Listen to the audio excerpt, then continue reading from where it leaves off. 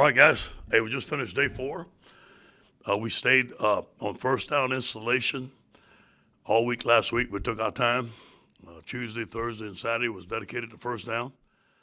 Today we put in third down for the first time. Wanted to keep it simple on both sides of the football. I thought our coaches did a tremendous job. We wanted to challenge the defensive line to get a great four-man rush, to challenge the offensive line to protect and win the one-on-ones. I thought the offensive line did a tremendous job today in the first period of team pass, and in the second period of team pass, the defensive line started running some stunts, did some good things. Our quarterback scrambled very well, did a good job. It was a very physical practice, outstanding attitude of our football team. We have some older guys, obviously, that have been around, coming back, that are leading the football team. I think our coaches are doing a tremendous job with energy. Things seem to be flowing very good right now. Hey, Ed, you shared a cool story this morning on the radio about the running backs and your scrimmage. If you could recount that with us, just kind of go over it. And then what did you learn about your team in this first week that maybe you didn't already know? Yeah, very close, next man up, unselfish. We was in a team run scrimmage, and Tyron Davis went out at the beginning of practice. John was in a gold shirt, so he couldn't scrimmage. Josh Williams got hurt. We're down to one running back. He had 39 carries. He needed a break. They said they don't have enough running backs. We had 4 plays left for team run. I said we need to put somebody in there. And the wide receivers, John Trey Kirkland, Corey Moore, Trey Palmer, they all went in there. We ran the toss with them. They did it pretty well. And I stopped the team. I said that was a teachable moment. Hey, we're on the football field. We got to go. Next man up. You never can tell what time's going to come. But it showed me a lot of unselfishness. I think our team's more together this year. I think our coaching staff is together. We have some very talented quarterbacks. All 4 of them are doing very well right now. On the offensive side, we're doing very well on the offensive line. Our receivers are catching the ball well. We just got to find some running backs. They're hurt right now, so we don't have an identity right there. I know we're going to get it, though. I had a couple of questions. One, Ty Davis Price, like he went out at the beginning of the scrimmage on Saturday. What happened with him? And then second of all, you talked about your quarterback room. What else have you learned from them this week? Yeah. Max still in the field right now. Ty just got a regular little injury. That's all. Wasn't nothing. Just couldn't practice. The quarterbacks are competing very well. All 3 guys returning, doing very well. Garrett Nussmeier continues to impress. He makes plays with his feet. He's very accurate, got a strong arm, and he's fearless back there. So all of them are competing right now. All of them are getting equal reps. We only practice 4 times. This is going to be an ongoing thing. We got to let it go throughout camp. But all guys are doing well right now.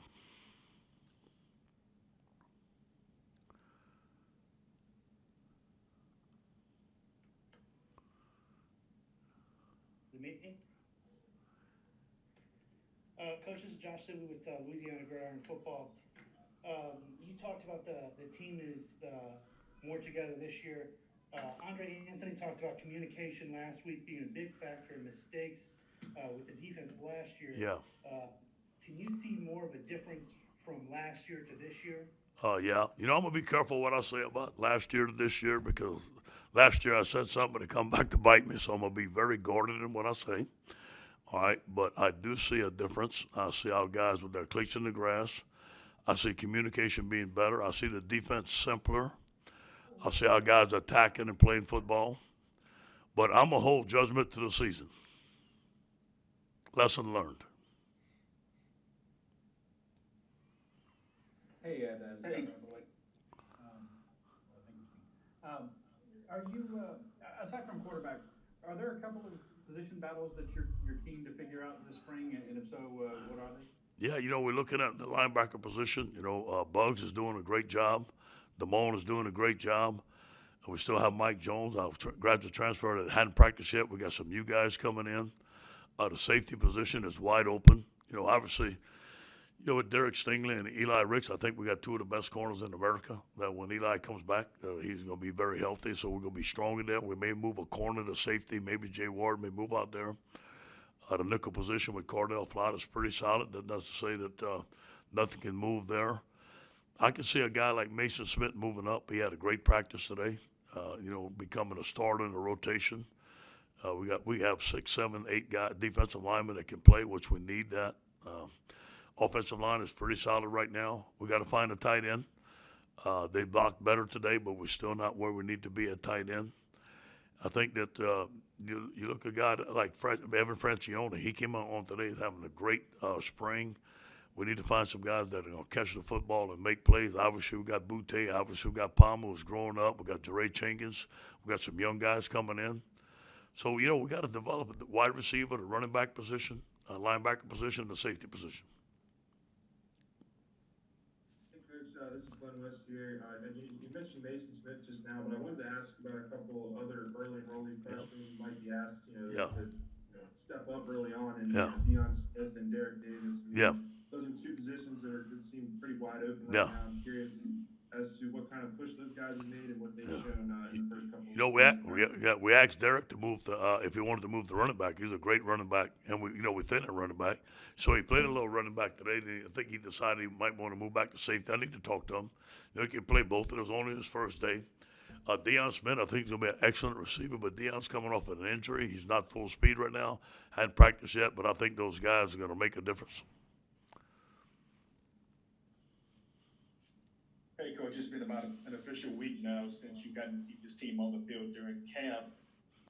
Bringing all the new faces into the coaching staff, how has the culture already changed a bit on the field compared to last year? I see our guys happy, wanting to be at LSU, coming out, early. And, I get to work at 6. The parking lot is full already, I leave at 9 o'clock. Some guys are still working. Guys are coming in early. You got some young coordinators that want to prove themselves, that are very hungry, that are very detailed, working very hard. Yes, sir, no, sir. They're doing a great job of organizing the staff. You got a lot of guys that want to be here, so that makes a difference. You got a veteran team coming back, so they're together. They have energy. They know what to expect at practice. They know how tough it's going to be. They invite it. The expectations for this team are very high, and they need to be. But we need to answer that on a daily basis by the way we practice, the LSU standard performance. I can already see a difference in this team as far as execution and practice-wise opposed to last year. Now, that doesn't mean nothing. I'm not saying that they're better or nothing like that, but I just say that we're practicing better with more energy. And obviously the entire offensive line's back, but are those starters relatively locked in, or are there some spots you'd say like to see some improvement? Everything's locked in, but everything is etched in sand, but I don't, somebody's got to have to really, really shine. Now, Anthony Bradford, if he gets it going and gets in shape, could be a guy that can factor in as a potential starter. The other guys are making progress, but they're not there yet. Two questions. One kind of general. If you had a whiteboard and you were like, "This is what I want to accomplish this spring," was there one or two that really stood out to you? And then, secondly, how did you approach the quarterback battle? Did you sit them down and say, "Look, we're not going to decide it in the spring. We're going to do it in the fall and figure it out"? How did that go? Well, first of all, we want to accomplish physical toughness. We want to get back to playing the LSU style of football on defense. Eliminate explosive plays. But I told the coaches, man, it's how you talk to the team. And it's not exactly what we do, it's how we do it, how you present it to the team, or you clear it to the team. Do they understand what we expect? Take our time. We're not putting a lot in. We got 2 defenses in. The first week we put in 2 defenses, one base defense and one blitz, and we ran it the whole week. On offense, we want to establish the spread offense again. We want to put the ball in our playmakers' hands in space and let them make plays. And, I challenge the offensive line. And we got to have a 5-man protection. We're not keeping a tight end in. We're not keeping a back. I want to get 5 guys out and let them roll. If we need to, we will, but we got to win on one-on-ones. Challenge the defensive line. The defense to be in great condition. I don't think we've been in great condition. We're not in great football shape like we want to be, and be in the best position we can possible. Hey, Coach, Shea Dixon here. Talking about the safety spot, Todd Harris has been around the program a long time, played a lot early on, obviously was injured last year.